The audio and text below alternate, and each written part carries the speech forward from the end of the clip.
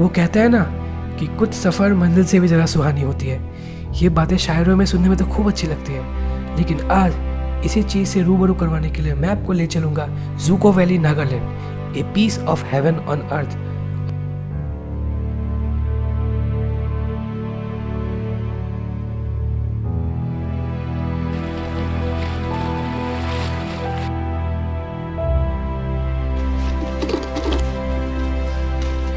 ये वाले वीडियो में मैं आपको ज़ूको वैली के बारे में हर एक चीज़ बताऊंगा, जिससे आपका सफ़र और भी ज़्यादा मज़ेदार हो जाएगा।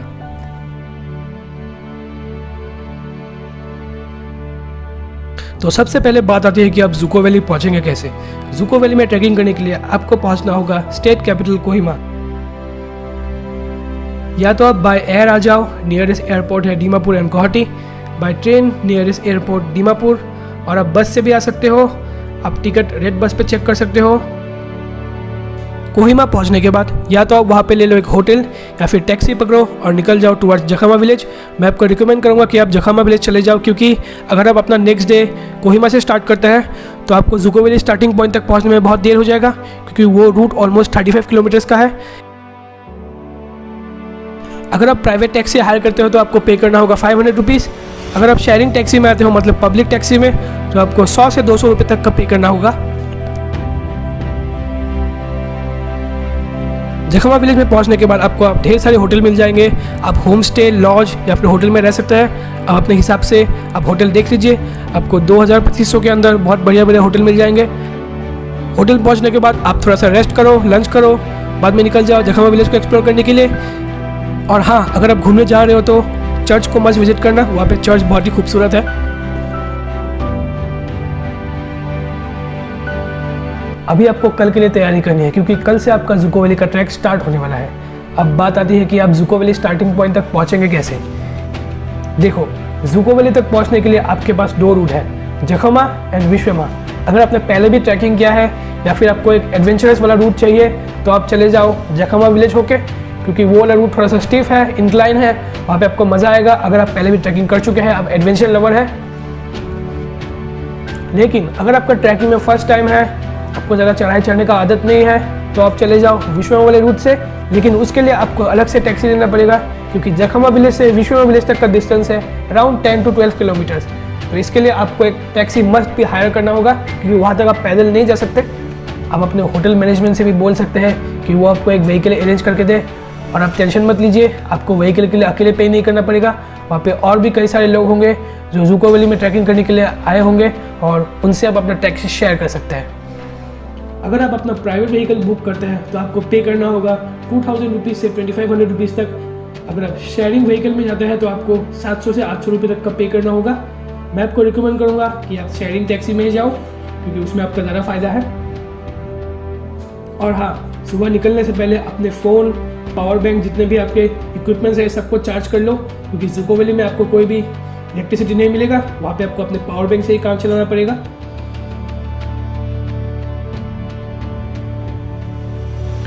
आप अपने साथ एक रेनकोट मस्ट कैरी कीजिए, क्योंकि ज़ूको वैली में कभी भी बारिश हो सकता है। और आपको रूट का भी ध्यान रखना है, क्योंकि जब बारिश होता है तो रूट बहुत ही स्लिपरी हो जाता है। आप ट्राई कीजिए कि अच्छे से अच्छा हाइकिंग बूट पहन के जाए। वैसे हम लोगों ने तो नॉर्मल स्नीकर से ही ट्रैकिंग किया था, हम लोगों को कोई दिक्कत नहीं हुआ था। ज़्यादा सामान कैरी मत करना अपने साथ, जो एसेंशियल स्टफ़ है उसे ही कैरी करो, क्योंकि अगर आपका बैग भारी हो गया तो आपको चढ़ाई करने में बहुत दिक्कत होगा। अपना बैग जितना हो सके हल्का रखो। अपने साथ 2 वाटर बॉटल ज़रूर कैरी करना, और कुछ स्नैक्स भी ले लेना जो आपको रास्ते में बहुत काम आने वाला है। और हाँ, रैपर्स को कहीं भी मत फेंक दो, उसे आप अपने साथ कैरी करो। जब आप ज़ूको वैली बेस कैंप पहुंच जाएंगे, वहाँ पे आपको डस्टबिन मिल जाएगा, आप वहाँ पे फेंक देना। अगर आप अपना ट्रैक सुबह जल्दी स्टार्ट करते हैं 8 बजे से पहले, तो आप दोपहर के 2-3 बजे तक पहुँच जाएंगे ज़ूको वैली बेस कैंप। आपको स्टार्टिंग पॉइंट से बेस कैंप तक पहुँचने के लिए करीबन 5-6 घंटे का टाइम लगता है, अगर आप नॉर्मली ट्रैकिंग करते हैं। आप आराम से अपना डिस्टेंस कवर करो, बीच में आपको बहुत सारे अच्छे लोकेशंस मिलेंगे, वहाँ पे आप रुको, आप फोटोज़ खींचो, रील बनाओ। और क्योंकि आज आपका फर्स्ट डे है ट्रैकिंग में, तो आपको थोड़ा सा थकान महसूस हो सकता है। आप पानी पियो, आप आराम से रिलैक्स होकर ट्रैक करो, कोई जल्दबाजी नहीं है। आप अंधेरा होने से पहले आप ज़ूको वैली बेस कैंप पहुँच जाएंगे। जूको वैली बेस कैंप पहुँचते ही सबसे पहले आपको पे करना है 100 रुपीज़। ये है जूको वैली का मेंटेनेंस चार्ज। अगर आप अपने साथ कैमरा या फिर ड्रोन कैरी कर रहे हैं तो उसके लिए चार्जेस एक्स्ट्रा है। जूको वैली में आप खुद का टेंट पिच कर सकते हैं या फिर आप वहाँ से टेंट हायर कर सकते हैं। पर नाइट 1500 रुपीज़। डॉर्मेट्री में रहना चाहते हैं तो वहाँ पे डॉर्मेट्री का ऑप्शन भी है। डॉर्मेट्री का प्राइस है 50 रुपीज़ पर नाइट। एंड अगर आप खुद का टेंट ले जाते हैं तो आपको टेंट पिच करने के लिए पे करना होगा 50 रुपीज़ स्मॉल टेंट। अगर आप लार्ज साइज़ वाला टेंट लेते हैं तो आपको 100 रुपीज़ पे करना है। अब बात आती है खाने की। जूको वैली में आपको both veg and non veg मिल जाएगा। नॉन वेज में सिर्फ पॉर्क है। अगर आप वेज थाली लेते हैं तो वेज थाली का प्राइस है 200 रुपीज़ एंड नॉन वेज थाली का प्राइस है 300 रुपीज़। देखो ऑनेस्टली बता रहा हूँ, जूको वैली में खाना इतना अच्छा नहीं है। आप ज़्यादा एक्सपेक्टेशन लेके मत जाइए वहाँ। बस काम चलाओ खाना है, आप उसे खा लीजिए और खुश रहिए। इतने हाई एल्टीट्यूड पे आप अच्छा खाना एक्सपेक्ट नहीं कर सकते। ना वहाँ पे इलेक्ट्रिसिटी है, ना वहाँ पे कोई ट्रांसपोर्टेशन है।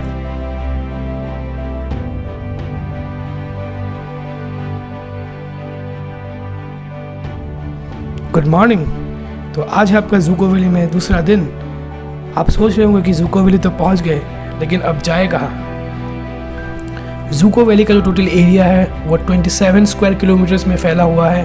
तो मुझे आपको बताने की ज़रूरत नहीं है कि आपको कहाँ जाना है। आप बस एक रूट पकड़ो और निकल जाओ जूको वैली को एक्सप्लोर करने के लिए। बस यहाँ पे मैं आपको छोटा सा इन्फॉर्मेशन दे देता हूँ कि जूको वैली में जो हाईएस्ट पीक है उसका नाम है MTISO।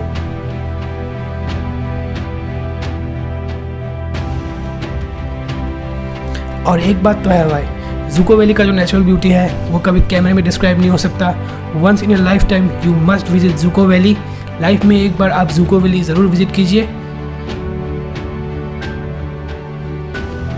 और हाँ, जूको वैली में ये जीसस क्राइस्ट का प्लस सिंबल है, आप इसके पास ज़रूर जाना।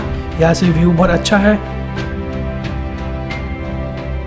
आप अपने कंफर्ट जोन के हिसाब से रुक जाइए जूको वैली में 2 दिन 3 दिन के लिए, तब आप जूको वैली को थोड़ा अच्छे से एक्सप्लोर कर पाएंगे।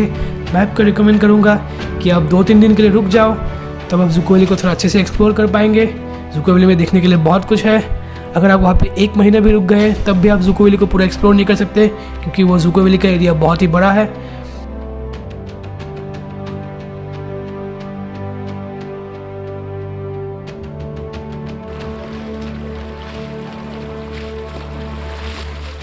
और एक बात याद रखना, अंधेरा होने से पहले जूको वैली बेस कैंप वापस आ जाना, क्योंकि जूको वैली में इलेक्ट्रिसिटी नहीं है। अगर अंधेरा हो गया तो आपको बेस कैंप ढूंढने में थोड़ा दिक्कत हो सकता है। और एक चीज़ है जो मुझे आप सबको बताना था कि जूको वैली में जो टॉयलेट्स है वो इतने ज़्यादा हाइजीनिक नहीं है। ज़्यादा एक्सपेक्टेशन लेके मत आना, बस काम चलाओ है।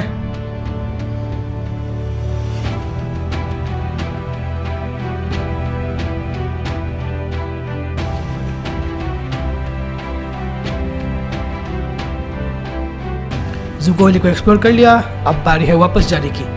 यहाँ पे मैं आपको एक छोटा सा सजेशन देना चाहूँगा। आप जब वापस जाएंगे तो आप विश्वमा वाला रूट मत लीजिए, आप लीजिए जखमा वाला रूट। क्योंकि अगर आप जखमा वाले रूट से जाएंगे तो आप सीधे पहुँच जाएंगे मेन हाईवे के पास। मतलब जो जखमा का जो ट्रैकिंग पॉइंट है वो मेन रोड के पास से स्टार्ट होता है, लेकिन जो विश्वमा वाला ट्रैक है वो आपको मेन रोड से करीबन 8-9 किलोमीटर अंदर आना पड़ता है। जैसे कि मैंने आपको स्टार्टिंग में बोल दिया था कि आपको वहाँ तक पहुँचने के लिए टैक्सी हायर करना पड़ता है। तो इट्स बेटर कि आप जखमा भी होके जाओ, तब आप सीधे मेन रोड के किनारे पहुँच जाएंगे। वहाँ पे आप टैक्सी लेके स्ट्रेट कोहिमा पहुँच सकते हैं। तो ये एक बेटर ऑप्शन है।